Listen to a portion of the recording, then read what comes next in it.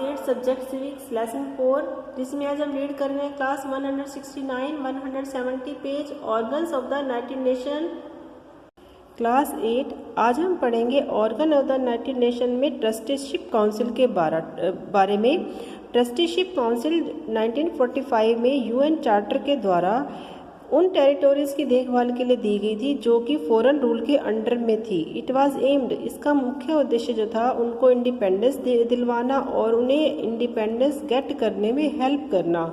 Bye 1994 all trust territories इन सभी trust territories को ने सेल्फ गवर्नमेंट और इंडिपेंडेंस गेट कर ली थी। इस प्रकार नेक्स्ट पेज। ये ट्रस्टीशिप काउंसिल अपनी ऑपरेशंस के बाद 1 नवंबर 1994 को सस्पेंड कर दिया गया था। इसे अब है international Court of justice. International Court of justice United nation का प्राइमरी जुडिशियल विंग है और ये पीस पैलेस हेग में स्थापित है, लोकेटेड है। ऑल मैटर, सभी मैटर जो होते हैं इंटरनेशनल कोर्ट ऑफ जस्टिस के, ये इंटरनेशनल लॉ और स्टैट्यूट के द्वारा निर्धारित होते हैं। प्रत्येक मेंबर को, यूनाइटेड नेशन के प्रत्येक मेंबर को इसकी टर्म्स और इसके decision international Court of justice के सभी को मानने होते हैं। इसमें 15 जजेस होते हैं जो कि अलग अलग देशों से होते हैं। ये जजेस सिक्योरिटी काउंसिल के द्वारा और जनरल असेंबली के द्वारा 9 ईयर्स के लिए चुने जाते हैं। अब है इसके function of the International Court of Justice. The following are the 2 functions of the court.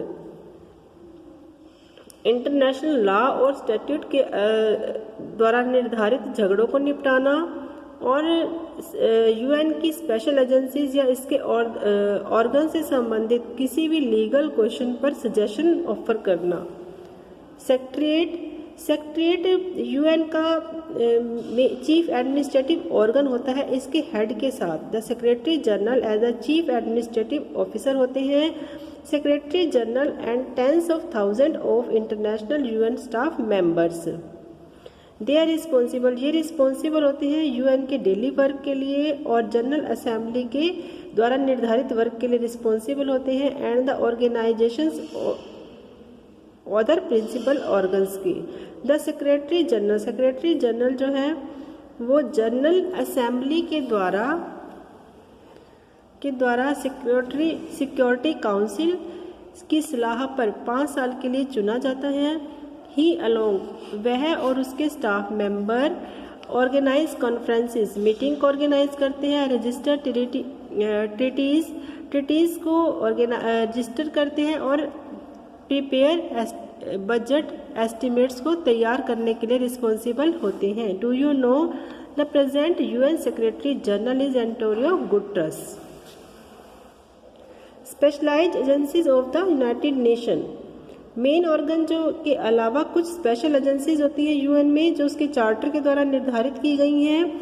ये एजेंसी जो है इस प्रकार है। UNESCO, it stand for the United Nation Educational, Scientific and Cultural Organization, और ये फोकस करता है पूरे वर्ल्ड में एजुकेशन पर और कल्चर पर फोकस करते हैं।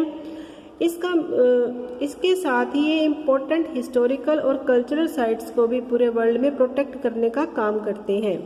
UNICEF, it stand for the United nation children fund, ये चिल्ड्रन फंड से संबंधित है।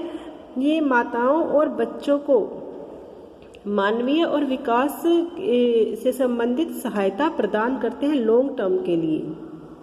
WHO, it stands for the World Health Organization, it is directing and coordinating authority on the international health within the United Nations.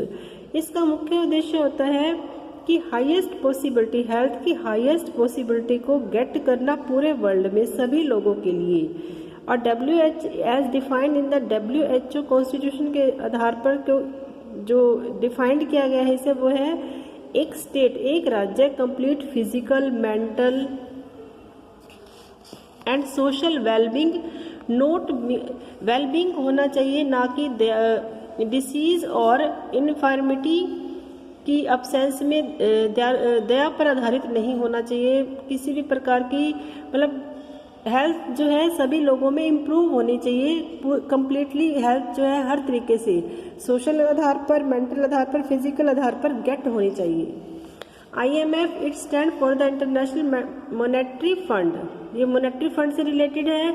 ये सभी देशों को financial aid provide करता है ज़रूरत के समय और इंटरनेशनल ट्रेड को भी बढ़ावा देता है। FAO it stand for the Food and Agricultural Organization, it helps in ये बहुत ज़्यादा गरीबी को और भूखमरी को हटाने में हेल्प करता है। इसका मुख्य उद्देश्य फ्रीडम फ्रॉम हंगर है। द मोटो ऑफ FAO का मोटो है लेट देयर बी ब्रेड। अब है ILO it stand for the International Labour Organization, it helps nation in improving the working condition of the people.